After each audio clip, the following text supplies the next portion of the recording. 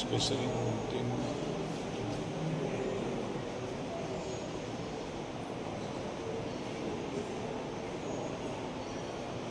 ಜ್ಞಾತರು ಇಲ್ಲ but photo ಕೊಡ್ತಿದ್ದೆ ದಿನ ಮೊದಲು ಸ್ಕಿಪ್ಟ್ ಆಗ್ತದೆ.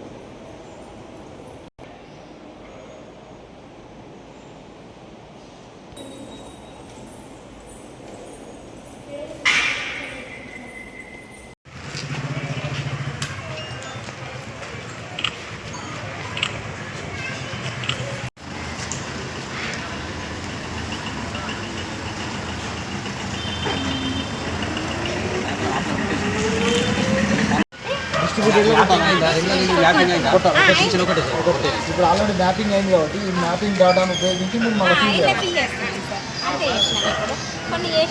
మీరు కొన్ని చేసుకొని ఇవ్వండి. ఎవరైనా చేయగలుగుతారో వాళ్ళకి ఇవ్వండి. ఎందుకంటే వాళ్ళకి ఇచ్చినా మళ్ళీ మీరు నింపండి.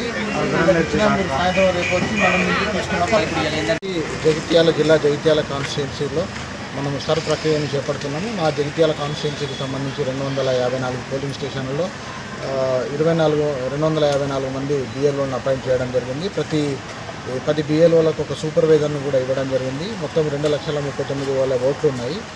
ఈ ప్రతి బిఎల్ఓ అన్ని హౌస్ టు హౌస్ ఎన్యుమరేషన్ చేయడం నుంచి ప్రతి ఇంటికి సందర్శిస్తారు. ఆ సందర్భంలో వాళ్ళకు ప్రస్తుతం ఉన్న ఓటరు 2002లో ఓటర్ ఎక్కడ ఉన్నా అనే వివరాలు ఇవ్వాల్సి ఉంటుంది. ఒకవేళ అప్పుడు లేని పక్షంలో వాళ్ళు ఫాదర్ది కానీ మదర్ది కానీ గ్రాండ్ ఫాదర్ది కానీ గ్రాండ్ మదర్ది కానీ ఇవ్వచ్చు. ఆ డేటా కూడా మన బిఎల్ఓల దగ్గర ఉంది. ఎవరైనా కొత్తగా వాళ్ళ ఓటు ఎక్కడుందో తెలియని పరిస్థితి ఉంటే సిఈఓ వెబ్సైట్లో కూడా వాటి పూర్తి డీటెయిల్స్ ఇవ్వడం జరిగింది. వాళ్ళు సెర్చ్ చేసుకోవచ్చు.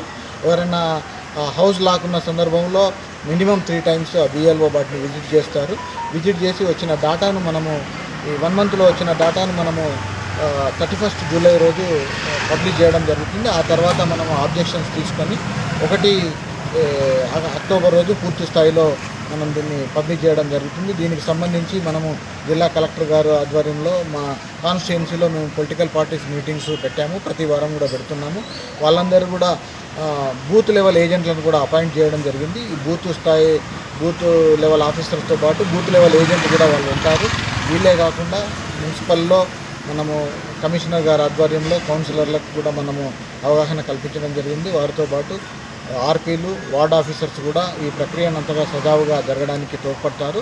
మనం పబ్లిష్ చేసిన తర్వాత ఏమన్నా ఆబ్జెక్షన్స్ ఉంటే వాటిని కూడా మనం డిస్పోజ్ చేయడం జరుగుతుంది.